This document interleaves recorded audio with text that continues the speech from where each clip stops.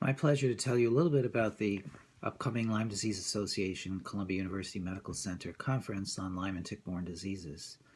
As in prior years, our goal is to present the latest research in an understandable fashion for physicians as well as other healthcare providers as well as the general public. This year we have this tremendous group of speakers coming from throughout the country as well as a speaker coming from overseas.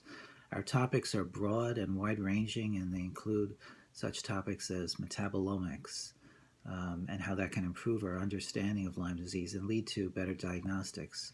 It includes description of the latest tick serochip, which is able to identify a number of different organisms with just one drop of blood. It includes presentations on pathogenesis. It includes presentations on immune evasion. It includes presentations on new therapeutic approaches to tackle the Borrelia burgdorferi organism. It also includes talks on predictors of outcome, looking at the SLICE study and biomarkers that have been shown to be helpful in identifying patients who may not do well in the long run based on their early response. You'll hear lessons drawn from cancer research that might be applied to our study of Lyme disease. You'll also hear something about sensitization to alpha-gal, leading to a meat allergy from one of the discoverers of the alpha-gal sensitization. And you'll hear talks about a Powassan virus as well as Borrelia miyamotoi. And from me, you'll hear something about Borrelia in the brain, both a review of the literature and some preliminary findings from a post-mortem study we're doing. And finally, if you watch the upcoming videos, you'll hear from Dr. Kim Lewis, Dr.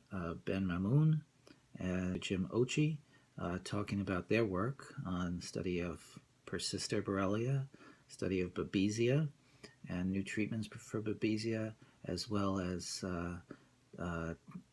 information about that newly discovered tick in the United States, the East Asian tick. So there are many more topics in this conference. I didn't have time to review them all, but thank you so much for your interest. If you want to learn more, go to the Lyme Disease Association website, which is lyme-disease-association.org, or go to the Columbia-Lyme.org website. Thank you, and we hope to see you on October 27th and 28th in Providence, Rhode Island. It is difficult to treat PTLDS without understanding what it is.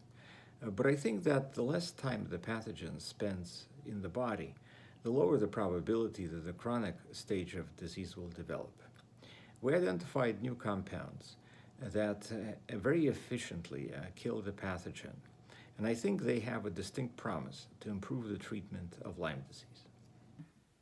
The focus of my lecture will be on human babesiosis, a rapidly emerging tick-borne disease endemic in the United States and also reported worldwide. I will describe our research efforts to mine the genomes of Babesia parasites and exploit this knowledge to develop novel diagnostic tests and therapies. My lecture will be divided into two parts. First, I will present studies that led to the discovery of an important biomarker of active infection and its use to develop a diagnostic assay for Babesia microti infection. Second, I will describe our discovery of a novel combination therapy that results in radical cure of Babesia microti infection in mice.